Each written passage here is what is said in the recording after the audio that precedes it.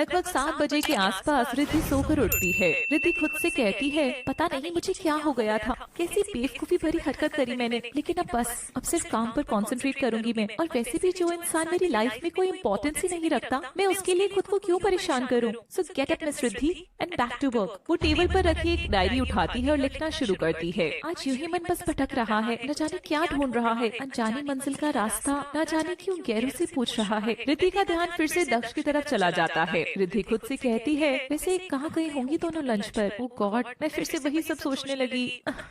तभी उसे drawing room से कुछ आवाजें सुनाई देती हैं। इस वक्त कौन आया होगा। वो बाहर जाकर देखती है तो वहाँ सोफे पर दक्ष बैठा हुआ था। वो हैरानी से उसे घूरने लगती है। नहीं नहीं, ये कैसे हो सकता है, पर अगर है नहीं तो मुझे दिखाई कैसे दे रहा है। पास जाकर देखती हूँ। वो दक्ष के पास आकर खड़ी हो जाती है और उसे छूने के लिए हाथ बढ़ाती है। क्या कर रही हो मिस रिद्धि? रिद्धि अचानक से पीछे हो जाती है। आप यहाँ? हाँ, वो मैं यहाँ से गुजर रहा था तो सोचा आंटी से मिलता चलो, कई दिन हो गए उनसे मिले हुए। रिद्धि को बड़ा अजीब लगता है। अच्छा, तब तक अमिता जी वहाँ चाय लेकर आ जाती हैं। बहुत अच्छा किया तुमने, मेरा भी तुमसे मिलने का बहुत मन था। तुमसे थैंक यू भी तो कहना था। थैंक यू किस लिए? तुम रिद्धि को सही सलामत वापस ले आए बेटा, उसका ध्यान रखा, इसने बताया मुझे सब कुछ। आंटी को बताया, लेकिन मुझसे तो एक बार भी थैंक यू नहीं बोला। वो मुंह बना लेता है। अरे क्या हुआ बेटा? वो खड़ा हो जाता है। आंटी अब मैं चलता हूँ। अरे अभी तो तुम आए थे इतनी जल्दी। फिर आऊंगा आंटी जी, डैड वेट कर रहे होंगे और हमारे घर में गेस्ट भी आए हुए हैं। रिद्धि मुंह बना लेती है और धीरे से कहती है, नवाब साहब को उनकी खिदमत में भी तो हाजिर होना है। कुछ कहा तुमने? नहीं, मैं क्यों कुछ कहूँगी। मैं चलता हूँ आंटी जी, बाय। बाय बेटा। दक्ष वहाँ से चला जाता है। कितना प्यारा है ना। रिद्धि चिढ़ने वाली टोन में, हाँ बहुत प्यारा। वो मुंह बनाकर चली जाती है वहाँ से। अमिता जी उसे जाता देखकर मुस्कुराती हैं। अगले दिन रिद्धि शूटिंग लोकेशन पर पहुँचती है। दक्ष वहाँ पहले से ही पूजा के साथ खड़ा था। उसका चेहरा उतर जाता है और वो अपना काम करने लगती है। कितनी घमंडी है ये, एक बार अपने बॉस को गुड मॉर्निंग बोलने भी नहीं आई। पर दक्ष, मैंने देखा क्योंकि बहुत सारे लोगों ने तुम्हें गुड मॉर्निंग नहीं किया, उन पर तो तुम्हें गुस्सा नहीं आया। वो ये last one of the best scenes की शूटिंग चल रही है, इन्हें देखो। ओके, आज से ऐसे ही सेट पर वक्त बीत रहा था। पूजा दक्ष के साथ ही थी और ये बात कहीं न कहीं रिद्धि को दुख पहुंचा रही थी और वजह वो समझ नहीं पा रही थी।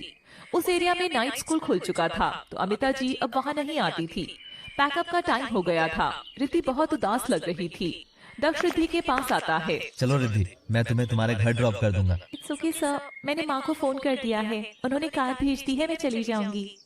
तब तक वहाँ एक कार आकर रुकती है। बाय सर, बाय पूजा। वो कार में बैठकर वहाँ से चली जाती है। इससे क्या हो गया, मैं तो उधर ही जाता हूँ, छोड़ देता। ड्राइवर को बुलाने की क्या जरूरत थी? हो सकता है वो तुम्हारे साथ जाने में कंफर्टेबल ना हो। अनकंफर्टेबल होने की क्या बात है, कौन सा पहली बार जा रही थी। इट्स ओके दक्ष, तुम्हें इतना फर्क क्यों पड़ रहा है, एक एम्प्लॉय ही तो है तुम्हारी। फर्क मुझे क्यों फर्क पड़ेगा, चलो लेट्स गो। वो दोनों भी घर के लिए निकल जाती हैं। रिद्धि अपने घर पहुंचती है। वो बहुत उदास लग रही थी। क्या हुआ बेटा, तुम इतनी उदास क्यों लग रही हो? नहीं तो मैं क्यों उदास होंगी? वो जबरदस्ती मुस्कुराती है और मुस्कुराते हुए इसकी आंखों से आंसू निकल आते हैं। अरे ये क्या, ये आंसू क्यों? वो उनके गले लग जाती है। वो दोनों सोफे पर बैठ जाती हैं। क्या हुआ बताओ मुझे, हम दोनों फ्रेंड्स भी है ना? यही तो मुझे भी नहीं पता कि क्या हुआ है। जिन लोगों से, जिन चीजों से मेरा कोई लेना देना नहीं है, मुझे उनसे क्यों फर्क पड़ रहा है? अमिता मुस्कुराते हुए, दक्ष की बात कर रही हो? रिद्धि उनकी तरफ हैरानी से देखती है। आपको कैसे पता? मुझे तो और भी बहुत कुछ पता है, जैसे कि वो नारियल तुमने गायब किया है। रिद्धि अपनी नजरें झुका लेती है। मैंने तुम्हारे बैग में लड्डू वाला टिफिन देख लिया था। चलो आज मैं तुम्हें कुछ बताती हूँ। तुम हमेशा मुझसे पूछती हो ना कि मुझे दक्ष क्यों अच्छा लगता है। रिद्धि हाँ में सिर हिलाती है। क्योंकि उसने तुम्हारे अंदर की उस रिद्धि को बाहर निकाला जिसे शायद तुम खुद नहीं जानती थी। I mean look at you, हमेशा शांत, सीरियस और समझदारी की बातें करने वाली लड़की को चोरी छुपे लड्डू बनाना सिखा दिया। बच्चों की तरह जिद करना भी सिखाया। बचपन भले ही बीत जाए, इंसान का बचपना पूरी तरह से नहीं खोना चाहिए। मुझे हमेशा इस बात का अफसोस रहता था कि मैंने तुम्हारी परवरिश तो बहुत अच्छे से की, लेकिन आत्मनिर्भर शख्सियत बनाने में मैंने तुम्हें उम्र से पहले ही समझदार बना दिया। माँ आप आज ये सब कह लेने दो। आज बच्चे जिद करते हैं, गुस्सा होते हैं, लेकिन तुमने कभी ना कोई जिद करी, ना गुस्सा हुई किसी बात पर, और ना ही मुझसे कभी लड़ाई करी। दक्ष के आने के बाद तुम्हारी जिंदगी में वो सारी इमोशंस आ गए, and for that I am thankful to him. अब देर मत करो, बता दो उसे। क्या बता दूं? ओहो, ये भी मुझे बताना पड़ेगा। बुद्धू, ये जो जलन दिख रही है चेहरे पर, इससे पहले तो कभी किसी और के लिए नहीं दिखी। अरे होते होते प्यार हो गया। रिद्धि हैरानी से उन्हें देख रही थी। उसके चेहरे पर एक स्माइल आ जाती है। पर अगर उनके मन में ऐसा कुछ न हुआ तो? वैसे पॉसिबिलिटी कम है, क्योंकि मुझे नहीं लगता कि कल वो मुझसे मिलने घर आया था। वो हंसने लगती है और रिद्धि हल्का सा शर्मा जाती है। ज्यादा टाइम मत लगाना, जल्द से जल्द अपने दिल की बात बता देना उसे।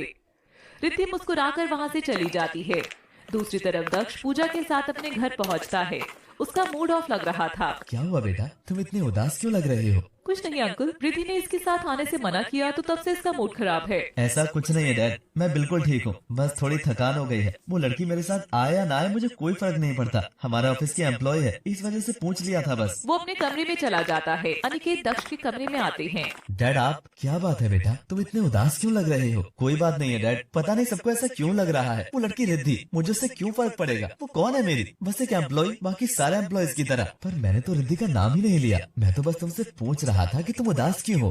दक्ष उन्हें देखने लगता है और फिर मुंह फेर लेता है। वो तुम्हारे लिए सिर्फ एक एम्प्लॉय तो पहले दिन से नहीं है बेटा। पहले तुम उससे चिढ़ते थे औरतों के प्रति जो तुम्हारा नजरिया है उसकी वजह से, लेकिन उसने कहीं ना कहीं तुम्हें अपनी सोच बदलने पर मजबूर कर ही दिया। दक्ष उन्हें देखने लगता है। तुम यही बात मानकर भी नहीं मानना चाहते हो, इसलिए ऐसे बर्ताव कर रहे हो। वो एक एम्प्लॉय से कहीं ज्यादा बन चुकी है तुम्हारे लिए। तुम जितनी जल्दी इस बात को एक्सेप्ट कर लोगे उतना अच्छा है तुम्हारे लिए। फोर्स नहीं कर रहा, बस कह रहा हूँ, सोचना जरूर इस बारे में। वो ये कहकर वहाँ से चले जाते हैं और दक्ष को सोचने पर मजबूर कर देते हैं कि आखिर रिद्धि उसके लिए है क्या। क्या डैड सही कह रहे थे? सच में मुझे मेरे मन में जो उसके लिए भावनाएं हैं उन्हें एक्सेप्ट कर लेना चाहिए। हाँ, करना चाहिए। जैसा मैं आज तक सोचता था औरतों के बारे में, वो वैसी बिल्कुल भी नहीं है। और आंटी, वो भी कितनी अच्छी है। उनकी परवरिश कभी गलत नहीं हो सकती। मैं जल्द से जल्द उसे बता दूंगा कि मैं उसे बहुत प्यार करता हूँ। उसके चेहरे पर एक बहुत बड़ी सी मुस्कान। अगली सुबह सब सेट पर पहुँचते हैं। आज शूट का आखिरी दिन था। रिद्धि और दक्ष दोनों मन में खुशी भरे आ रहे थे। शायद इतने दिनों से उनके मन में चल रही उधेड़-बुन आज खत्म हो गई थी। दोनों की नजरें एक दूसरे पर पड़ती हैं। पूजा जो कुछ भी हो रहा था सब देख रही थी। क्या करूँ, अभी कह दूं? नहीं, शूट खत्म हो जाएगा तब कह दूंगा।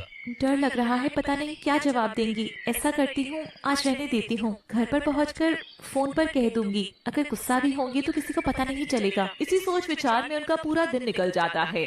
आज फिल्म की शूटिंग पूरी हो गई थी। सब लोग एक दूसरे से गले मिल रहे थे और बधाई दे रहे थे। दक्ष और रिद्धि भी एक दूसरे की तरफ बढ़ रहे थे। दोनों एक दूसरे के आमने सामने पहुँचते हैं। कांग्रेचुलेशन सर, फाइनली इतने महीनों की मेहनत पूरी हो गई। Congratulations to you too. वाकई में काफी अच्छी स्टोरी थी। Thank you. चलो मैं तुम्हें घर छोड़ दूं? नहीं, मैं तब तक पूजा आ जाती है और दक्ष की गले लग जाती है। कांग्रेचुलेशन दक्ष, मैं बहुत खुश हूँ। चलो आज कहीं सेलिब्रेट करते हैं चलकर। मुझे तुमसे कुछ कहना भी है। पूजा में आज रिद्धि को बहुत बुरा लगता है। उसकी आंखों में आंसू आ जाते हैं। वो बिना कुछ कहे वहाँ से चली जाती है। पूजा में आज नहीं चल सकता। अरे रिद्धि कहाँ गई? जाने दो ना, हो तो गया काम। उसे कल मिल लेना। पूजा प्लीज। वो उसका हाथ छुड़ाकर रिद्धि के पीछे जाता है। रिद्धि रोते हुए तेज तेज कदमों से चल रही थी। दक्ष भी उसके पीछे भागते हुए जा रहा था। रिद्धि, रिद्धि रुको।